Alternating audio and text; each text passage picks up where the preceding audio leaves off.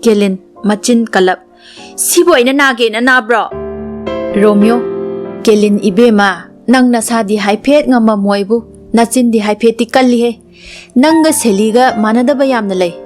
Kelin, ho ay budit chinganbi, taungambi ne. Vote ki campaign gumba chalamday, meeting gumba chalamday dana, hanu hanti karaga unaramday. Awaba mayam sina ay galoy na tingnahan ba neba. Aduga, chinganbi sutahan ba. Aduga ichenoy anina, kada chak ina do na laybudo. Ay su kangoy da baning bro. Romeo, ado kay daurage, na che se masangam da bay seba tawbibane. Adubu kayam kay geba. Kellen, ay su isangam dre seba tawbiro. Romeo, tawdora sidi, hidak lay bathakra sidi, ay ne hidaka inbidoy sidi. Romeo mapukning da kalami. Nungay ni nang nasan na bravo.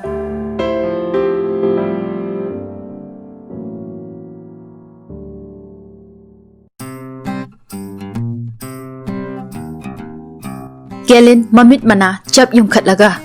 Da, meeting lay hayday na. Romeo, meeting ga halae. Election ga aray ba ni? Nang nabaya din eh. Nang naraga ay kamay nungay doy no. Karino kangde ay gidaw se. Yadoy ra, yaroy doy ra kangde. Buot maya sida ay ginupi ani nasalak pa se.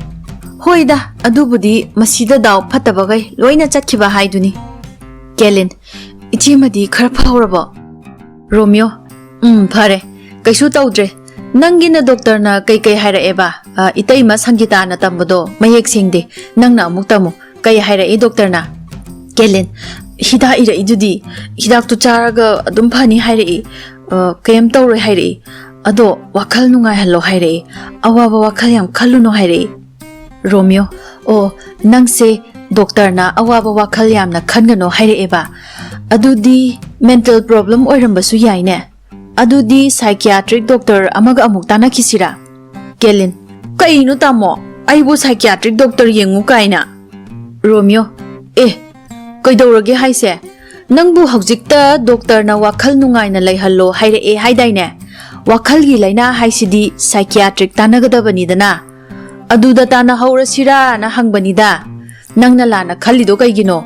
Ay gise nangbu ngawre hayba natiye. Nang nangamdrise kay no hayro. Kellen, ay kisu tawdre. Romeo, nate hayro haybani. Nang ngasay sor honbaway ko ngawi khotle na yam hayramday ne. Aduna nasanayra dudia. Kellen itak takat na. Kakayday no natiye. Ay se nabay diyam nari isase. Loy na chiye. Kaygino kangde. Romeo, sor honbadi kaysu tawdrabo nangbo. Sor honbasu ngasay ngay nungayramde. Hauzi khara phare tamo. Romeo, nati Kellen ay sum pakhalakpa mo yoksala eko. Nang na dumay na sum haijalakpa duda. Kellen, kaidawrage haise. Romeo, nang se pattanung da tho adina pakhalaiba. Asida laisrangi mawa malayrami. Masu masa chik sor honba nungayti haiba. Makok chi na sum tawramba. Doktor da su puraga yengure. Ado sum patte. Ko na thangda doktor na kanma ngamaroy layong khangdre. Matam ngairo na thadora edana. Aduga di adum laikhidre dana. Kellen, asengbay sikrabo. Romeo, siba na tiye. Mayumda laikhidre. Mapam adum yaukre haibanida. Haujikpudi phakre. Nupa amada pankre. Adugi lainado nangise summan salaaba. Kellen, sawgalaktuna. Aina nari se phagiro. Yare, dadadi ne. Mi mayam mayok na biruro. Ay ithanda thambiramo. Romeo, yaroy ne. Nang nari base kamay na hundo amdoino. Ado nang bu nari di hai. Konjel di adum yak na ngangi ne ko. Kellen, kaiday no. Isa manung ni loy na patlabane. Ado yara ni ba? Da, ini may pakpiga dum layza horoge patamo. Romeo, ini na tawba sebaga ay na tawbiba sebaga di kara khenarakani da nangbo. Kellen mapukning da khalami. Kaino masino pasibo. Nan kay iman manade. Kay dawrazano. Romeo, Kellen, ay pukchil di yam chawbani. Adubu aingonda oidaba minambadi yadaba mine. Aina wan saukhiba nungshikidaba yakidaba haibasi mapoksimagi oidorabani haibasi madi kawano. Ngaihak leiraga hidak leiba chatkiba nupadu halaklami.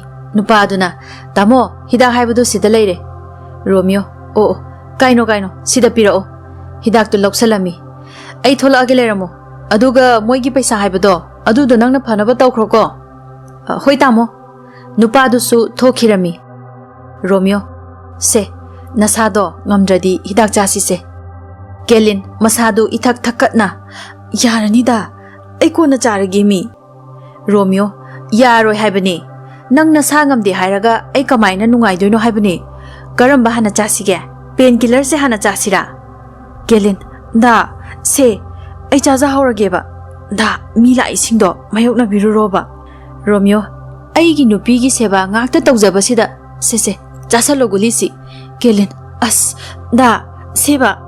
Romeo, nang sidi guli sidang chaw haibada angang macha daw na ngang nei he. Nang ay nungsiba natro. Nang naba paningdro. Kelin, paningeba. Romeo, adudi hidak chasaloba. Se, ilake, se. Kut yolo. Kelin su guli do chasalami. Romeo, tu, aduni dana. Adu yot pa kaidoge. Hayeng su ay napisa doine. Kelin Romeo na ilibadu adum kina chasalami. Romeo na matanta khalami. Paramani si oiradi nang yam naningoba. Romeo, nangai hak pothara moko adudia ai mapanda mi unarukhige. Kelin, hoi Tamo. Romeo na, ado Kelin, ai dine oidaba ngangbasi yadabane. Nangbudi aseng manare dana. Ado nangna aseng manaramdaba oiraba. Ai di hidak akanakan bathajani he. Hairamaga thoki. Kelindu masa leitafam khangdana leirami.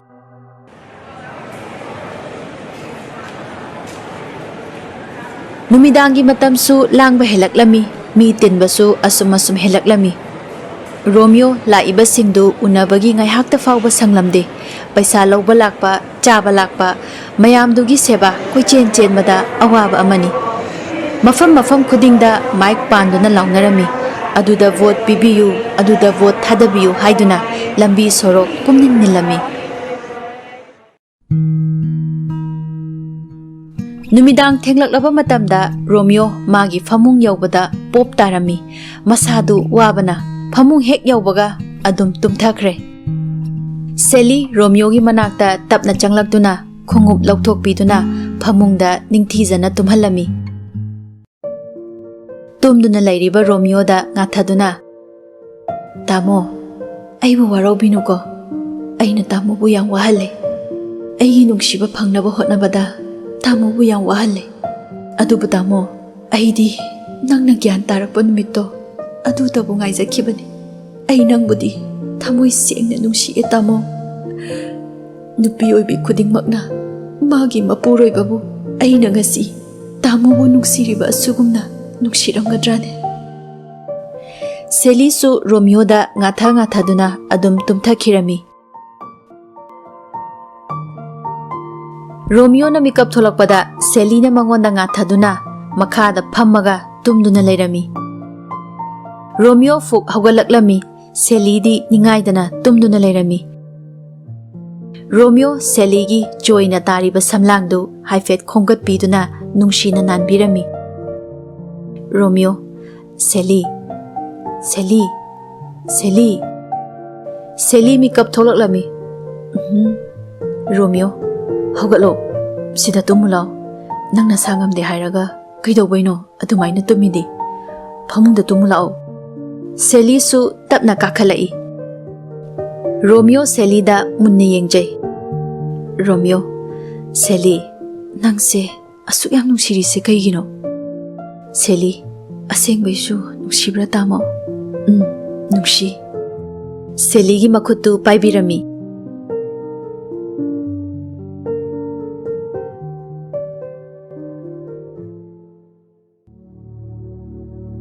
Mathangi numita Kelin gi manakta toina lakpa Michael du amuk laklami. Michael, nang nasangamde haibaduda ai laine. Se, kaino khara chasanaba purakpane. Se, loksalo. Kelin, kaino nang nasit ekta changa ise. Michael, yadro haise kaino. Kelin, yabudi ai aduda kitang phajamande dadana uraga phajade.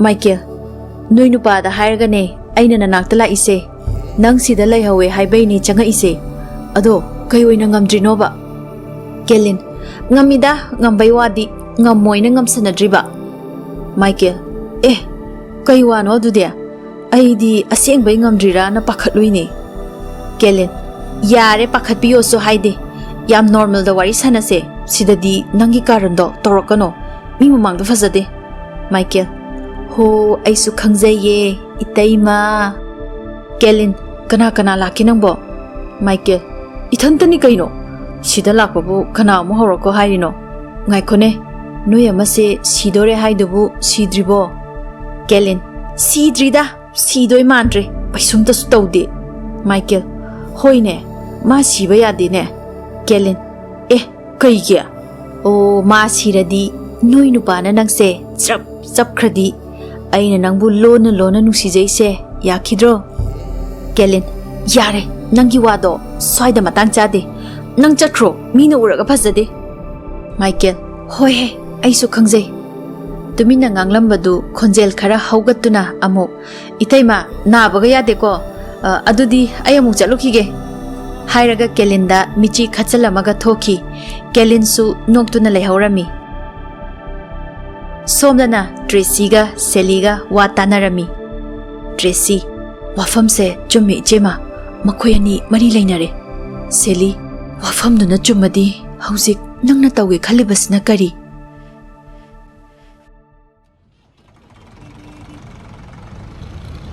Mathangi numita Tracy masak lotlaga lambida mi ama ngaibagum leptuna leirami Michael ubadagi Tracy magi manakta changsinduna kainomta hangjageba Michael kari Tracy da Michael natro ai da Michael bu masak muna khangjaye ai budi hana khangamdabusu yai Michael kanano ai bu ukhragum su tawre Tracy ai gi mingsi laima Kelin gi mamanabine Michael Kelin haidi Tracy MLA Romeo gi nupi yai ma Kelin do Michael Kelin adu kedorage Tracy ai da Michael da wafam amta haudok sage tawbane Michael kari karamba wafam no Tracy swaida haiba nungaite aswaida coffee amam tang thause aduga haijarage Michael iching chingnabagum faurami adubu lekthokpa ngamdabadagi makoi ani fast food amada changlaklami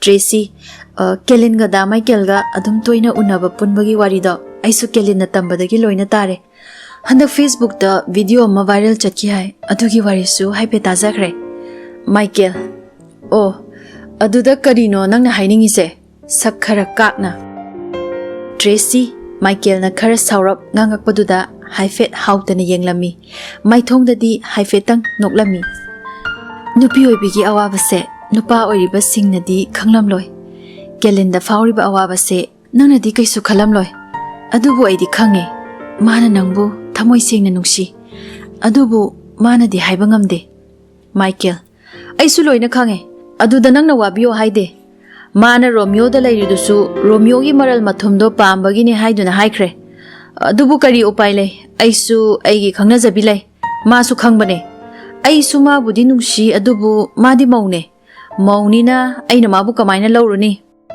Tracy nungsinabadabu mau leisabi haiba amasu leinabro mana nangbudi thamoi sina nungsi jabane wafamse mana nangonda haibadi ngamdre nangna bu lepiradi ma Romeo thado amaga nangonda leiba ngamni hairini Michael tasengna maki ma adumaina haibrane Tracy haye ai magi awabase yengba ngamde ibani unai haibase nang mangonda de hairunu ko madi aina wafamse nangonda haudoke haiba yade ikaijayena adubu ai magi awabadi yengba ngamde aina sigi wase nangonda hai khangadi mayamna saukini aduna wafamse nang hairakanu ko aisu chalukhige imanabi ama unarudoine Tracy mafam adudagi prap tholaklami Michael mana harisibu achumbu oidoiro aibu tasengna Kelin si laurasira ngaihak langminnaba thakminnaba saminaba nungaibagi wani lowbudi mase mawoidoini ko tasengna hairabada maw lowbudi aidi talli hera khangdeda laibakna tamba ama leijaramgani.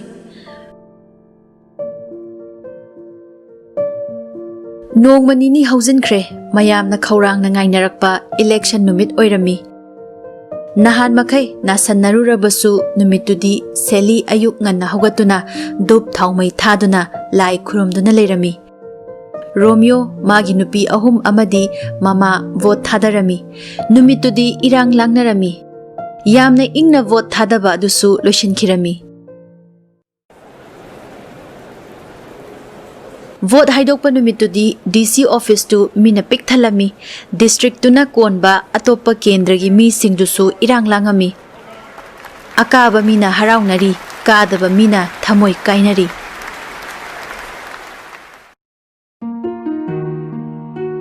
Somdana selidi lai khoiramduna leirami.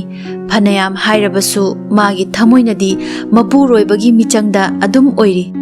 Mapuroibana maidi adum pakhaningi seli lai ningduna leijarami.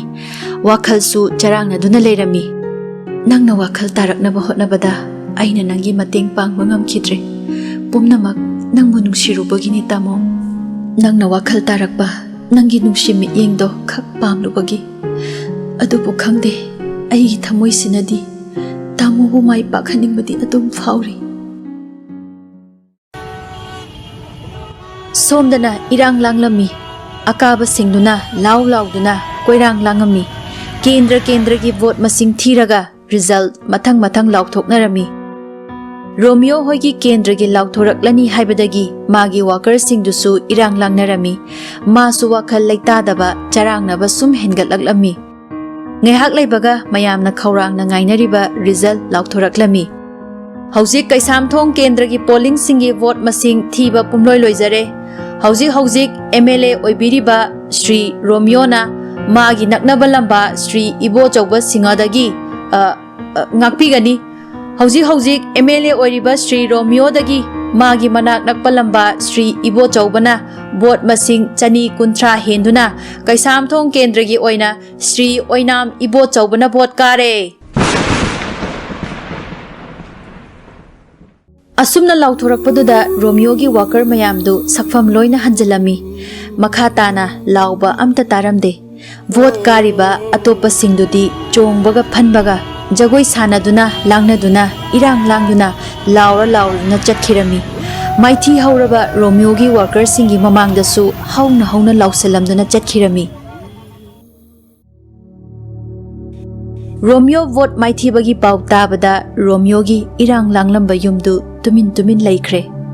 Nahan makhaidi kaya khalude adubu seli ngasidi mapuroiba maithi bagi pau tabada masu thamoi sokna nungai jaramde hikna kamlami.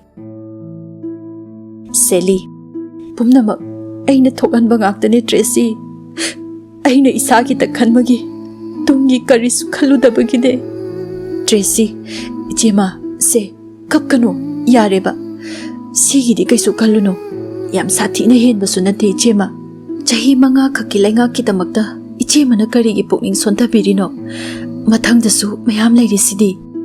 Seli aina thokanbane Tracy. Aina thokanba ngaktane.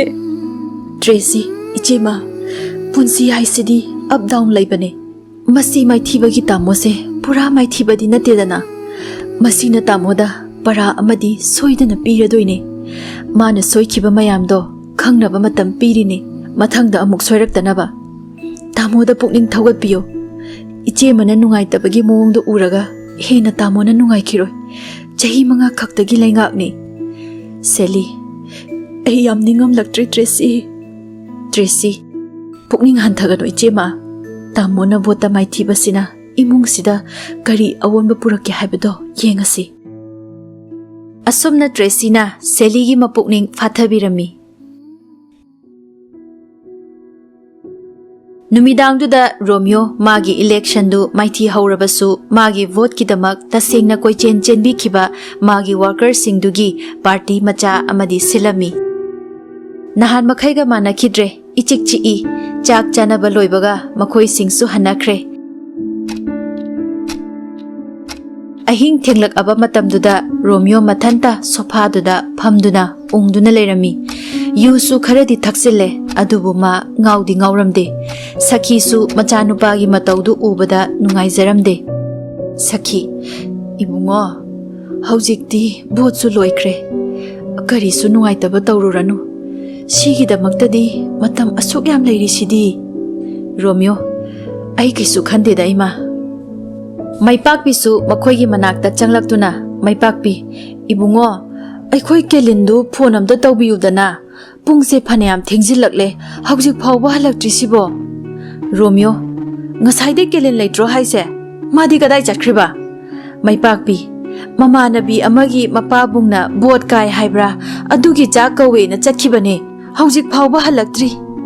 Sakhi, Vishnu angakpa nupini ko adubu kanana taunaba thabak noba.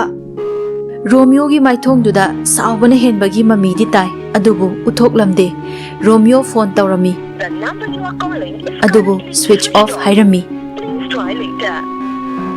Romeo, switch off leine kailamdano mana chakridubo kanaga chakrino. Maipakpi hairaga khumpham khangdabagum taurami. Tracy prap thoklaklaga ai khangawe tamo sida hek lakpa nupa Michael haibra aduga chatkibane.